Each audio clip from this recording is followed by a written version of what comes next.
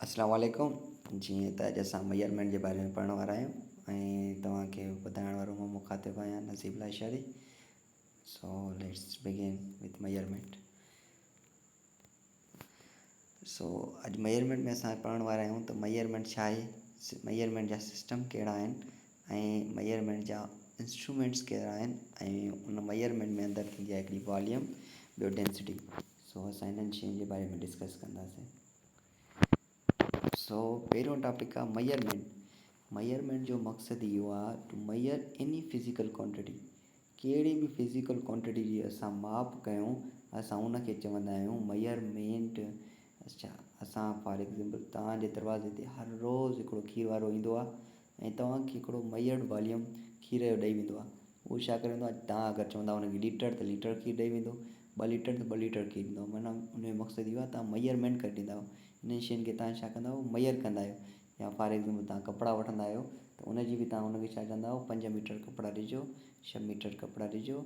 इहे छा कंदा आहियो, उन शइ जी मेजरमेंट कंदा आहियो। सो कंहिं बि शइ जी असां माप कयूं था उनखे चइबो आहे मेजरमेंट। इहा ॻाल्हि त सम्झ में अची वई। हाणे मेजरमेंट छा आहे, measurement is act of determining a target size like length, width, capacity और अदर एस्पेक्ट्स। मेजरमेंट में थींदो छा आहे, कहिड़ो बि असांजो टारगेट आहे। फॉर एग्ज़ाम्पल मां चवां त मां हिन रूम में वेठो आहियां, हिन रूम जी लेंथ केतिरी आहे, हिन रूम जी विड्थ केतिरी आहे, इहे जेका टारगेट आहे मुंहिंजो, इन जी जेका साइज़ मां मेजर थो कयां, इन शइ खे चइबो आहे मेजरमेंट। अच्छा, मेजरमेंट में अंदरि थींदो आहे फिज़िकल क्वांटिटीज़। हाणे फिज़िकल क्वांटिटीज़ छा आहिनि, जेके बि तव्हां जूं important describing nature of around us. कहिड़ी बि क्वांटिटी जेके तव्हांजी चौधारियूं आहिनि उन्हनि असां उन्हनि क्वांटिटी खे चवंदा आहियूं फिज़िकल क्वांटिटीज़। जीअं फिज़िकल क्वांटिटीज़ ॿिनि शयुनि में विरहायल आहिनि। हिकिड़ी थींदियूं तव्हांजूं फंडामेंटल क्वांटिटीज़, ॿियूं थींदियूं आहिनि बेस क्वांटिटीज़ या ड्राइव्ड क्वांटिटीज़ जंहिंखे असां चवंदा आहियूं। चलो, इहे त थी वियूं तव्हांजूं physical quantities.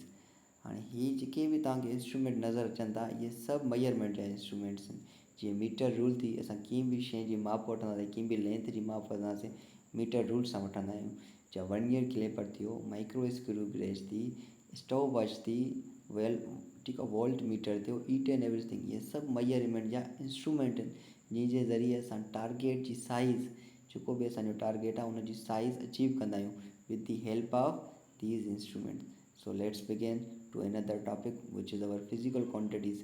I have told you there are two physical quantities derived into two quantities, one fundamental quantities and other derived quantities. Let's begin with fundamental quantities.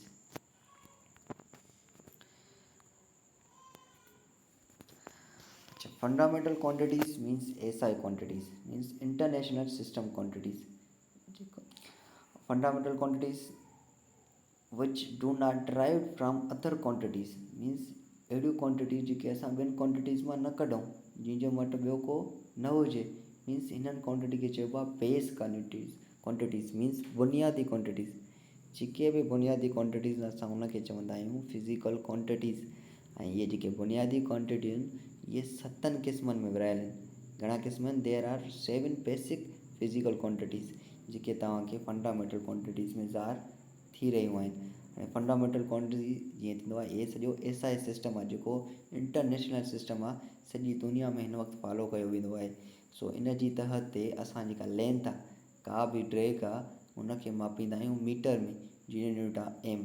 ऐं उनखां पोइ तव्हांजो मास आहे, असां मास जी माप कंदासीं किलोग्राम में, जंहिंजो सिंबल आहे kg।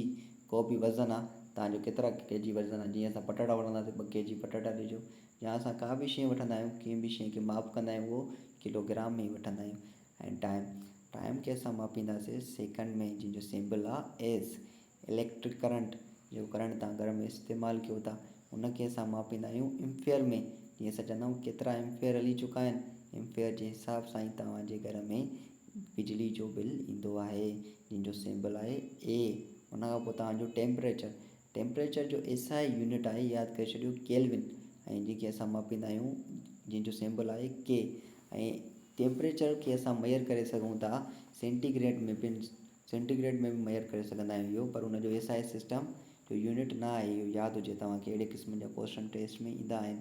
ऐं अमाउंट ऑफ सबस्टेंस, को बि सबस्टेंस आहे, जीअं फॉर एग्ज़ाम्पल तव्हांजो H2SO4 थी वियो, या डिफरेंट 2-3 सबस्टेंस मिलिया, ॿ टे मॉलिक्यूल मिलिया त हिकिड़ो सबस्टेंस थियो, त उनखे असां मापींदा आहियूं मोल में, जंहिंजो सिंबल आहे MOL, मोल। उनखां पोइ तव्हांजो आहे luminous intensity. Luminous intensity means light, ऐं लाइट खे असां मापींदा आहियूं कैंडला में, जंहिंजी सिंबल आहे CD। सो होप तव्हांखे इहे ॻाल्हियूं सम्झ में अची वेंदियूं। हाणे अॻिते असां वधूं था पंहिंजे टॉपिक जे बाद। हाणे असां वटि फंडामेंटल क्वांटिटीज़ जेके तव्हांजो SI सिस्टम हुयो, हिन खां अॻु में कुझु सिस्टम ॿिया बि हूंदा जेके सॼी दुनिया में फॉलो कया वेंदा हुया ऐं अॼु बि फॉलो कया वञनि था, जंहिंखे असां चवंदा आहियूं सिस्टम्स ऑफ यूनिट, जेके CGS system, FPS system and MKS system. हाणे पहिरियों तव्हांजो आहे FPS सिस्टम, जंहिंखे असां चवंदा आहियूं फुट पाउंड सेकंड सिस्टम। ठीकु आहे, हिन में छा हुयो, तव्हांजी जेका लेंथ हुई असां उनखे माप कयूं था फीट में, ऐं तव्हांजो जेको मास हो उहो असां माप कयूं था पाउंड में, ऐं जेको टाइम आहे उहो माप कयूं था सेकंड में। हाणे तव्हांजो पाउंड मीन्स अगरि फॉर एग्ज़ाम्पल तव्हां कीअं बि बेकरी ते वेंदा आहियो, उनखे चवंदा आहियो 1 पाउंड केक ॾिजो, 2 पाउंड केक ॾिजो। इन ई तरीक़े सां अगरि तव्हां पंहिंजो कंहिंजो बि मास, तव्हां पंहिंजो ई मास फाइंड करणु चाहियो था, त उहो बि छा में कंदव, पाउंड में। ऐं यादि करे छॾियो जेको हिकिड़ो पाउंड एप्रोक्सीमेटली बराबरि हूंदो आहे 2.23 जे। इहो तव्हांजो एप्रोक्सीमेटली वैल्यू आहे कंहिंजो, हिकिड़े जेको आहे KG हेतिरनि पाउंड जे बराबरि हूंदो आहे। अच्छा, उनखां पोइ असां पढ़ूं था CGS system. CGS system means centimetre gram second system. CGS system में छा हुयो सर, असां जेको आहे लेंथ खे मापूं पिया सेंटीमीटर में, मास खे मापूं पिया ग्राम में, ऐं टाइम खे मापूं पिया सेकंड में। अच्छा, उनखां पोइ आहे तव्हांजो सिस्टम MKS सिस्टम, जंहिंखे असां चवंदा आहियूं मीटर किलोग्राम सेकंड सिस्टम। इन सिस्टम में लेंथ खे मापूं पिया मीटर में, मास खे मापूं पिया किलोग्राम में, ऐं टाइम खे मापूं पिया सेकंड में। ऐं फर्दर MKS सिस्टम मां ई तव्हांजो जेको SI सिस्टम आहे निकितो वियो आहे, इन खे फर्दर मॉडिफाई कयो वियो आहे। So let's begin to another topic. असां वटि फिज़िकल क्वांटिटीज़। फिज़िकल क्वांटिटीज़ असां पढ़ियोसीं ॿिनि शयुनि में विरहायल पढ़ियोसीं, fundamental quantities and derived quantities. हाणे फंडामेंटल क्वांटिटीज़ असां पढ़ियोसीं। ड्राइव्ड क्वांटिटीज़ छा थींदियूं सर, अहिड़ियूं क्वांटिटीज़ जेकी असां फंडामेंटल क्वांटिटीज़ मां कढी वञूं। फॉर एग्ज़ाम्पल जीअं ड्राइव्ड क्वांटिटी एरिया कीअं बराबरि आहे, तव्हांजी एरिया बराबरि हूंदी आहे लेंथ इंटू विड्थ। लेंथ बि तव्हांजी विड्थ जेका लेंथ ऐं विड्थ पाण में मिलंदी त तव्हांजी छा ठहंदी, एरिया ठहंदी। मीन्स ॿ चकर अगरि तव्हांजी लेंथ मिलंदी M इंटू M खे M सां मल्टीप्लाई कंदासीं, तव्हांजी एरिया ठहंदी, जंहिंखे असां चवंदा आहियूं इहा ड्राइव्ड क्वांटिटी आहे। मीन्स इहा वरिती वई आहे फंडामेंटल क्वांटिटीज़ मां। सो अहिड़ियूं क्वांटिटीज़ जेके फंडामेंटल क्वांटिटीज़ मां निकिती वञनि, उन्हनि खे चवंदा आहियूं ड्राइव्ड क्वांटिटीज़। हे तव्हां वटि सभु ड्राइव्ड क्वांटिटीज़ लिखियल आहिनि। फंडामेंटल क्वांटिटीज़ जे बारे में असां पढ़ियोसीं। असांजो टॉपिक आहे इंस्ट्रूमेंट्स, जेके असां पढ़ूं पिया। हिन में अंदरि इंस्ट्रूमेंट्स जे बारे में पढ़ंदासीं। हाणे पहिरियों इंस्ट्रूमेंट आहे तव्हांजो वर्नियर कैलिपर। Very important. अगरि तव्हांखे प्रिसाइज़ रिज़ल्ट खपे, तव्हांखे एक्यूरेट रिज़ल्ट खपे, तव्हांखे एक्यूरेट कंहिं बि शइ जी लेंथ जी माप वठणी आहे, छा इस्तेमालु कंदासीं सर, वर्नियर कैलिपर। हाणे vernier caliper is precise measuring instrument. इहे हिकिड़ो तमामु सही माना में माप करण वारो औज़ार आहे, जंहिंसां असां कंहिं बि शइ खे माप करे सघूं था, घटि में घटि 0.1 मिलीमीटर ताईं। अच्छा, वर्नियर कैलिपर में 2 जार्स हूंदा आहिनि, 2 शयूं हूंदियूं आहिनि, जेके असां इंटरनल ऐं एक्सटर्नल। इंटरनल डिस्टेंस जी माप मालूम करे सघंदा आहियूं, ऐं एक्सटर्नल डिस्टेंस बि ऑब्जेक्ट जो मालूम थी सघे थो। हाणे वर्नियर कैलिपर जा तव्हांजा सॼा पार्ट्स लिखियल आहिनि। अच्छा, वर्नियर कैलिपर जो हीउ वारो जेको पार्ट्स आहे, हे वारो पार्ट, हिनखे चइबो आहे तव्हांजो वर्नियर स्केल। हुनखां पोइ तव्हांजो जेको आहे इनसाइड जार्स, आउटसाइड जार्स, हिनखे चइबो आहे मेन स्केल, हिनखे चइबो आहे डिप्थ मेजरमेंट। ठीकु आहे, उनखां हिनखे चइबो आहे थंबनेल। ऐं हे तव्हांजा सॼी जेके पार्ट्स ऑफ वर्नियर कैलिपर हुया, हे तव्हांजो मैकेनिकल वर्नियर कैलिपर आहे। हेठों तव्हांजो मिलियल आहे डिजिटल वर्नियर कैलिपर। इहे हुया different parts of vernier caliper. अच्छा, वर्नियर कैलिपर में ज़ीरो एरर थींदो आहे। ज़ीरो एरर जो कॉन्सेप्ट इहो आहे, ॾिसो ध्यान सां, जॾहिं मेन स्केल जी लाइन ऐं वर्नियर स्केल जी लाइन ॿई पाण में कोसाइन कनि, ॿई पाण में मिलनि, इन जो मक़सदु इहो आहे त ज़ीरो एरर अखर थियो। ज़ीरो एरर जो मक़सदु इहो हूंदो आहे नो एरर, उते कोई एरर न आहे। अच्छा, हुनखां ज़ीरो एरर खां पोइ थींदो आहे तव्हांजो नंबर 2 पॉज़िटिव ज़ीरो एरर।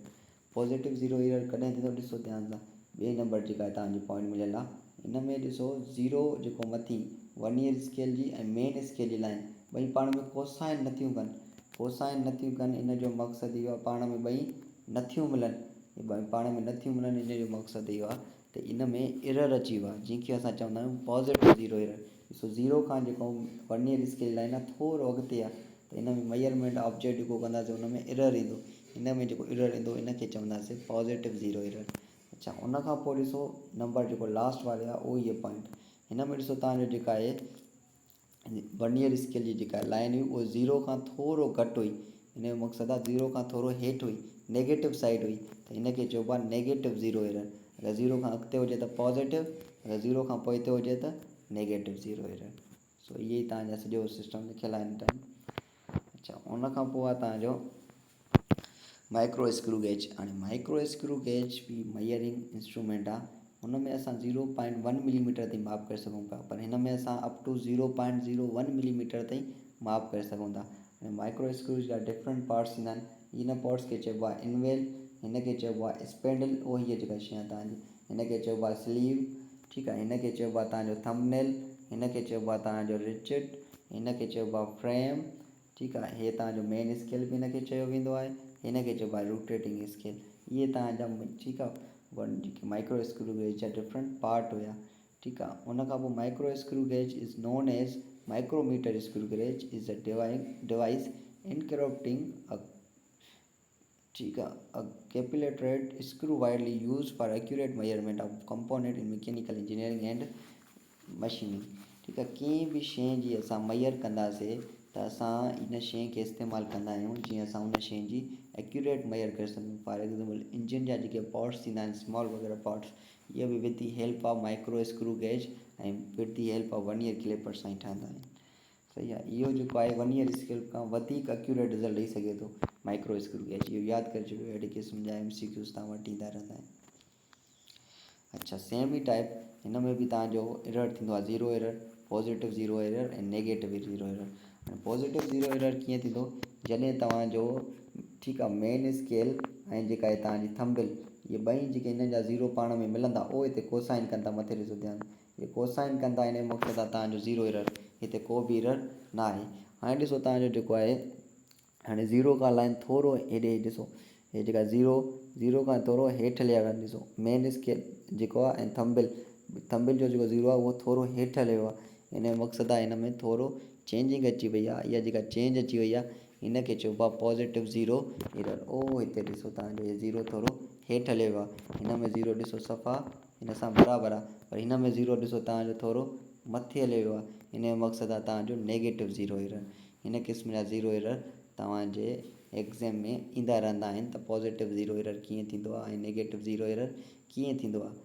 ऐं हिकिड़ी शइ यादि करे छॾियो त जेके इहे पॉज़िटिव ऐं नेगेटिव ज़ीरो एरर, इन खे असां इंस्ट्रूमेंटल एरर बि चवंदा आहियूं। ठीकु आहे। अहिड़े क़िस्म जा क्वेश्चन बि ईंदा रहंदा आहिनि। So let's move to another topic. असां जेको ॿियो टॉपिक आहे फिज़िकल बैलेंस। फिज़िकल बैलेंस कीअं बि ऑब्जेक्ट जो मास असांखे मेयर करिणो आहे त फिज़िकल बैलेंस खे इस्तेमालु कंदासीं। हे डिफरेंट तव्हां वटि जेके लिखियल आहिनि फिज़िकल बैलेंस जा पार्ट्स, जीअं तव्हांजो बीम थी वियो, हिनखे बीम चयो वेंदो आहे। ठीकु आहे। हे तव्हांजा ठीकु आहे एजेंट केनाइफ या एजेंट प्लेट चइबो आहे। हे तव्हांजा वेट्स थी विया, जेके तव्हांजा वट थींदा आहिनि सिंधीअ में चवंदा आहियो। हिन पासे तव्हां उहो जेका शइ जी माप रखो था उहो रखंदा आहियो। हिन खे तव्हां स्केल चवंदा आहियो हिन शइ खे।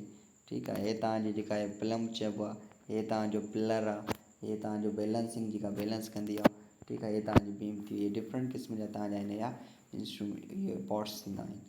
ठीकु आहे। इहा आहे तव्हांजी फिज़िकल बैलेंस जेकी असां तव्हांखे बयानु कयोसीं। अच्छा, उन खां इहे इलेक्ट्रॉनिक फिज़िकल बैलेंस आहे। हिते तव्हां को बि ऑब्जेक्ट रखंदो तव्हांखे डिजिटल रिज़ल्ट मिली वेंदी आसानी सां।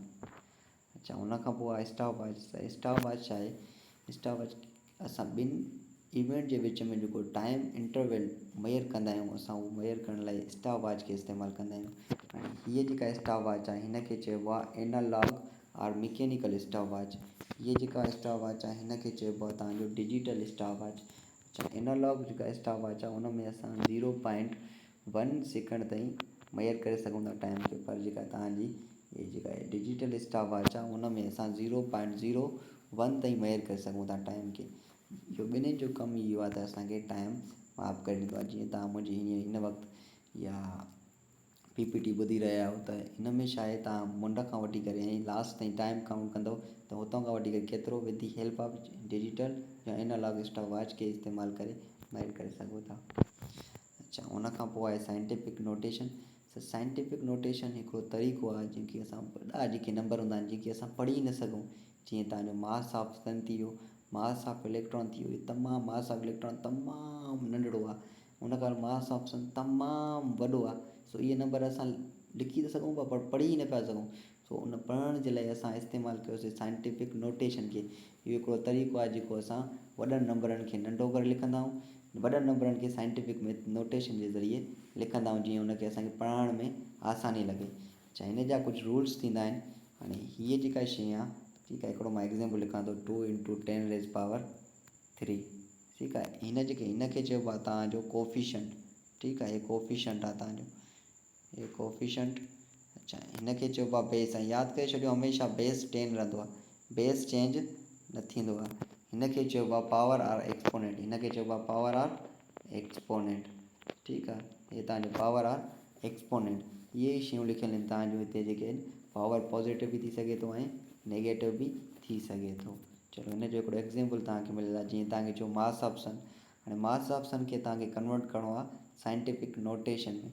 उन लाइ तव्हांखे छा करिणो पवंदो, जेके तव्हांजा ज़ीरोज़ आहिनि, हाणे लास्ट में जेको आहे तव्हांजी छा हूंदी आहे, डेसिमल पॉइंट हूंदी आहे, जॾहिं तव्हांजी कोई ज़ीरोज़ पॉज़िटिव साइड ते तमामु, ठीकु आहे, राइट हैंड साइड ते तमामु घणा हुजनि, त पोइ असां छा कंदा आहियूं, पॉइंट खे जेतिरा टाइम डिस्प्लेस कंदासीं, जेतिरा टाइम पॉइंट खे, ॾिसो पॉइंट खे जेतिरा टाइम असां डिस्प्लेस कंदासीं, हे पॉइंट आहे, असां पॉइंट खे जेतिरा टाइम हिकु टाइम डिस्प्लेस माना कि 1 0 2 0 3 0 4 0, ईअं ई तव्हांजा इहे डिस्प्लेस जेतिरा 1 2 3 ईअं तव्हां डिस्प्लेस थींदा रहंदा, 4 5 6 7 8 9 10 ओ अप टू तव्हां ॻणींदव 31 ज़ीरो ईंदा, हिन में 30 ज़ीरो हूंदा, उहो 31 ज़ीरो ताईं तव्हां हिते काउंट कंदव, हेसि ताईं तव्हांजा 31 ज़ीरो हूंदा। पोइ हिनखे लिखंदासीं 2 × 10⁻30 kg। या हिनखे फॉर एग्ज़ाम्पल, हे तव्हांजा राइट हैंड साइड खां पॉइंट हेॾे डिस्प्लेस थी, अगरि तव्हांजी पॉइंट हेॾे डिस्प्लेस थिए त हमेशह यादि करियो तव्हांजी जेको पावर आहे पॉज़िटिव थींदो। अगरि तव्हांजी लेफ्ट हैंड साइड ॾे डिस्प्लेस थिए त पावर छा थींदो, नेगेटिव। ॾिसो सर, हिते पावर पॉज़िटिव आहे ऐं हिन जॻह ते हिते पावर तव्हांजो नेगेटिव आहे, छाजे करे पॉइंट जेका आहे डिस्प्लेस थी आहे तव्हांजो लेफ्ट हैंड साइड खां राइट हैंड साइड ते। इहे शयूं यादि करे छॾियो, इहो साइंटिफिक नोटेशन जो थोरो तरीक़ो आहे। हुन खां पोइ अचूं था वॉल्यूम एंड डेंसिटी। हाणे वॉल्यूम छा आहे sir, quantity of matter present in body, जेको मैटर जी क्वांटिटी आहे कंहिं बि बॉडी में मौजूदु आहे, असां उनखे चवंदा आहियूं वॉल्यूम, या वॉल्यूम खे असां चवंदा आहियूं, ठीकु आहे, when a body occupy space, जेको का बि बॉडी जेका स्पेस विलारे थी, असां उनखे चवंदा आहियूं वॉल्यूम। ऐं इन क़िस्म जो क्वेश्चन तव्हां वटि JST ऐं PST टेस्ट में बि हिन चकर अची चुको हुयो। अच्छा, ऐं उन खां पोइ आहे डेंसिटी। सर, डेंसिटी छा आहे, मास पर यूनिट वॉल्यूम। अच्छा, mass divided by volume is known as density. असां मास खे डिवाइड कयूं वॉल्यूम सां, असां हुनखे छा चवंदासीं, डेंसिटी। अच्छा, अचूं था असां हाणे हिन जे, ठीकु आहे, कुझु सॉलिड लिक्विड ऐं गैस में वॉल्यूम कीअं थींदो आहे ऐं हिन जी डेंसिटी कीअं हूंदियूं आहिनि। ॾिसो, सॉलिड छा आहे सर, रिजिड बॉडी आहे, सॉलिड में फिक्स शेप न आहे हूंदो, सॉलिड में फिक्स, अच्छा, सॉलिड में फिक्स शेप हूंदो आहे ऐं सॉलिड में फिक्स्ड वॉल्यूम हूंदो आहे। ॾिसो, हे सॉलिड जा मॉलिक्यूल पाण में तमामु घणा अटैच आहिनि। सॉलिड खे छा, हिकिड़ो रिजिड बॉडी आहे, हिन वटि हिकिड़ो प्रॉपर शेप आहे ऐं प्रॉपर वॉल्यूम आहे। पर गैस जेको आहे रिजिड बॉडी न आहे, न ई हिनखे हिकिड़ो प्रॉपर शेप आहे, पर हिनखे प्रॉपर वॉल्यूम थींदो आहे। प्रॉपर शेप सां छो न अथसि, जहिड़ो बि कंटेनर में विझंदव तव्हांखे शेप लिक्विड उहो ई ॾींदो। गिलास में विझंदव गिलास जहिड़ो शेप, कूलर में विझंदव कूलर जहिड़ो शेप, या जहिड़ो बि कंटेनर हूंदो उन में शेप इहो लिक्विड विझंदव त तव्हांखे उन जहिड़ो शेप मिलंदो। उन खां पोइ गैस में न ई रिजिड बॉडी आहे, न ई प्रॉपर शेप अथसि, न ई प्रॉपर वॉल्यूम अथसि। सो इहा आहे तव्हांजी सॉलिड लिक्विड गैस जी फॉर्मेशन। असां थोरो अॻिते हलूं था। अच्छा, हे तव्हांजो हिकिड़ो डेंसिटी ते एग्ज़ाम्पल थियल आहे, त हिनखे तव्हां ॾिसी छॾिजो त डेंसिटी कीअं मालूम कजे। असां कंहिं बि ऑब्जेक्ट जी डेंसिटी इन तरीक़े सां मालूम करे सघूं था। अच्छा, उन खां पोइ आहिनि significant figures. Sir, are reliable जे digits are known as significant figures. जेके बि हक़ीक़ी अदद आहिनि असां उन्हनि खे चवंदा आहियूं सिग्निफिकेंट फिगर्स। हाणे उन जा कुझु रूल्स आहिनि, रेगुलेशन्स आहिनि, त कहिड़े क़िस्म जा सिग्निफिकेंट डिजिट थींदा आहिनि। सर, जेके बि all non zero digits are significant, जेके बि ज़ीरो खां बग़ैर 1 2 3 4 अप टू 5 5 ठीक है, 55, 66 ये सभु शइ तव्हांजा सिग्निफिकेंट फिगर्स आहिनि। अच्छा, ये तव्हांजा सिग्निफिकेंट फिगर्स थी विया। उन खां पोइ असां नंबर 2 रूल ते अचूं था। नंबर 2 रूल तव्हांजो छा थो चवे, जेके बि तव्हांजा leading zeros are not significant. Leading zeros माना पाणे एॾो केॾा बि तव्हां हिन पॉइंट ते तरफ़ ज़ीरो ॾियो पर उहे सिग्निफिकेंट्स न हूंदा। हिन में जेके सिग्निफिकेंट्स आहिनि 2 डिजिट्स आहिनि, 3, 4, ॾिसो इन तरीक़े सां केॾा बि हिन पासे मां ज़ीरो ॾियां, इहे सिग्निफिकेंट्स न हूंदा, पर हिन में सिर्फ़ु हिन डिजिट में हिकिड़ो ई सिग्निफिकेंट ज़ीरो हिकु डिजिट आहे जंहिंखे असां थ्री था चऊं। अच्छा, नंबर 3 टेलिंग, जेके आख़िर में तव्हांजा ज़ीरोज़ आहिनि उहे सिग्निफिकेंट्स न हूंदा जेकॾहिं जेसीं ताईं हुन में असां एक्सपोनेंट न ॾियूं। फॉर एग्जाम्पल ॾिसो 200 में सिर्फ़ु हिकिड़ो ई सिग्निफिकेंट ज़ीरो आहे जेको 2। अगरि मां हिन विच में पॉइंट ॾियां त हाणे हिन में इहे सभु सिग्निफिकेंट्स डिजिट्स थी वेंदा, जंहिंमें असां 3 चवंदासीं, जीअं तव्हांजा हिकिड़ा एग्ज़ाम्पल ऐं 2 मिलियल आहिनि। उन खां पोइ टेप्ड ज़ीरोज़ आर सिग्निफिकेंट, जेके तव्हांजा इंटरमीडिएट विच में जीअं 2005, हे जेके तव्हांजा विच में ज़ीरो अची विया, इहे सभु छा थींदा, तव्हांजा सिग्निफिकेंट्स फिगर्स थी वेंदा। इहे तव्हां हिन ते थोरी प्रैक्टिस कंदव त आसानी सां इहे रूल्स तव्हांखे यादि थी वेंदा। इहे सिग्निफिकेंट फिगर्स। असां थोरो अॻिते वधूं था, जेको असांजो लास्ट टॉपिक आहे। जेको तव्हां बि को बि क्वेश्चन आहे तव्हां कमेंट सेक्शन में पास करे सघो था। Your questions are always welcome. So अस्सलाम वालेकुम एंड आल्सो